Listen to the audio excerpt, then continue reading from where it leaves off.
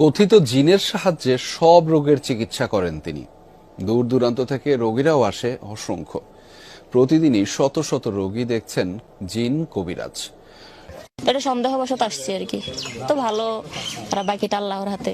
হাতে একটা টিউমার হয়েছিল এখানে, তো হওয়ার পরে ওনার কাছে আসলাম। ওনার কাছে আসার পরে উনি একটা কাঁচা জিংলা দিয়া, যেটা বাসার কাঠি, অনেক কিছু কাজেরই ট্রিটমেন্ট আমি দিতে পারি ভালো। মনে করেন যে অনেকের যে বউ চলে জায়গা একটা ছেলের সঙ্গে, অনেকের প্রেম ভালোবাসায় ব্যর্থতা আছে, তাদের আমি 72 ঘন্টার ভিতরে ইনশাআল্লাহ রহমতে 72 ঘন্টার ভিতরে সমাধান করে দিই। অনেকের জিনে ধরে ফেলাইছে, অনেকের জায়গা মিলে মামলা, অনেকের শত্রু বাড়িতে, অনেকের ভাই বোনে ভাইতাই মিল নাই, ঠিক আছে, সেগুলো আমি কাজ করে দিই। আমি কাজে বিশ্বাসী, আমি কাজ করবো পরে আপনি আমার খুশি করবেন, ঠিক আছে, এই আমার কথা। সুপ্রিয় দর্শক, আসসালামু আলাইকুম। দেশ ও প্রবাসে যে যেখানে আছেন আপনাদের প্রত্যেককে শুভেচ্ছা জানিয়ে শুরু করছি আজকের প্রতিবেদন। আজ আমরা কথা বলবো কবিরাজ ময়নুল ইসলাম সাহেবের সাথে।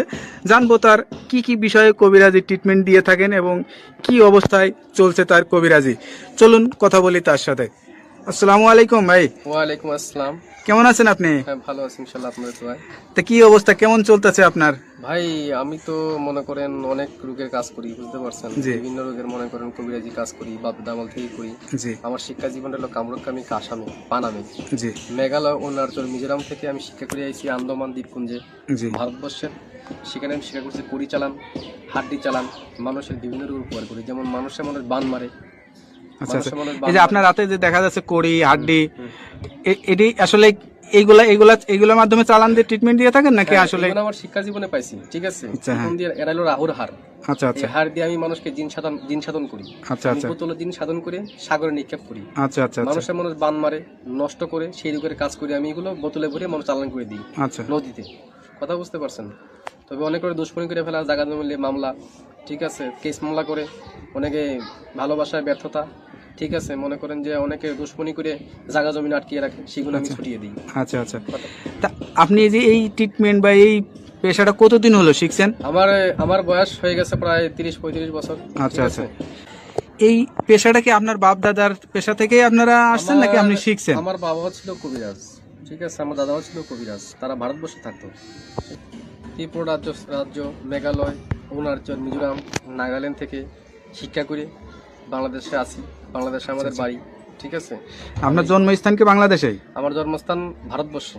আচ্ছা আচ্ছা আমার জন্মস্থান হলো অরুণাচল, এটাকে বলা হয় মিজোরাম। আমার বাপ দাদা এখানে শিক্ষা করার জন্য গেছিল, আচ্ছা আচ্ছা। ঠিক আছে। আমার মা, তারা এখানে ছোটবেলায় বাপ দাদার সাথে সাথে ঘুরতেন আপনি? হ্যাঁ। আমাদের বাড়িও ছিল কলকাতাতে, ঠিক আছে। সেখান থেকে বাড়ি নিয়ে থাকতো, বাড়ি করে তারপরে বাংলাদেশে মনে করেন আমাদের পুরনো বাড়ি, সেখানে আমরা চলে আসছি।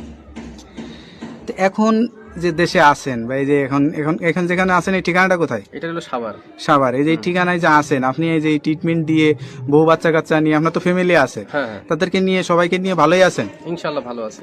ভালোই আছেন। হ্যাঁ, তো এখন মানে যে রুগী আসে সেটা কি ধরনের রুগী বেশি আসে আপনার কাছে? মনে করেন যে অনেকের মনে করেন যে বান মারি ফেলায়, অনেকে আচ্ছা আচ্ছা অনেকে দুশ্মনী করে, মনে করেন কেস মামলা, জায়গা জমিলে মামলা করে ফেলায়। অনেকের বউ জায়গা চলে একটা ছেলের সঙ্গে প্রেম ভালোবাসা করে, আচ্ছা সেই কাজের জন্য আমি বেশি জড়িত। আমি মনে করেন যে আমি জিন সাধকের মাধ্যমে, আচ্ছা। আমি চালানোর মাধ্যমে কাজটা করি। তো এই ট্রিটমেন্ট অনেকে আবার জিনে ধরে, ভূতে ধরে না, জিনে হ্যাঁ, জিনে আসর জিনে করে ধরে যে, আসর করে যেগুলো, সেগুলো আমি আবার সারিয়ে দিই। আচ্ছা আচ্ছা মনে করেন যে আবার মনে করেন অনেকে দুশ্মনী করে বান মারি ফেলা অনেকে, ঠিক আছে, সেগুলো আমি সারিয়ে দিই। আচ্ছা আচ্ছা। তো এই ট্রিটমেন্ট করার জন্য আসলে কি কি মানে করা লাগে? আপনি কোনো টাকা পয়সা নেন নাকি আসলে কি না, আমার টাকা সিস্টেমে করেন? পয়সা লাগে না, তবে মনে করেন টাকা পয়সা লাগে না, আমি ফ্রি করি। আচ্ছা, তবে আচ্ছা। যদি কোনো কিছু লাগে দরকার, সেগুলো আমরা বলে দিই মোবাইলের মাধ্যমে। আচ্ছা যদি কিছু আয়োজন লাগে সেটা তারা পেমেন্ট করে আমি কাজটা করে দিই।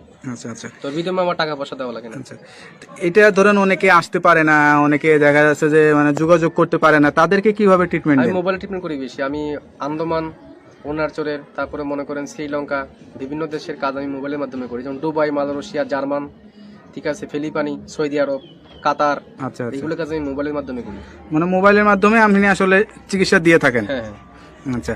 তো এইটার জন্য কি কি লাগে, কি ধরনের মানে লাগে? যার যার কাজের সেই সব যেমন আয়োজন লাগে সেগুলো আমি দিয়ে করি। মনে করেন এক একটা কাজের একটা ধারা আছে, আচ্ছা আচ্ছা একটা কাজের একটা ধারা, সেই ধারা অনুযায়ী কাজটা করতে হয় আমার। এবার কার কোনটা লাগে, তার কি নাম, বয়স, কিরকম গায়ের রং, কিরকম উচ্চতা, এগুলো দেখে আমি কাজ করতে হবে, তার আয়োজনটা বলতে হবে। তো এই যে ধরেন এখন আসলে যে যুগ জামানা, এই যুগ জামানায় আসলে কিন্তু কবিরাজের উপরে মানুষের আস্থাটা হারিয়ে যাচ্ছে, এটার কারণ কি? অনেক যে মনে করেন যে ধান্দামি কবিরাজ বাড়িছে, ঠিক আছে, নাম ভাঙিয়ে তারা খায়, বিভিন্ন কাজ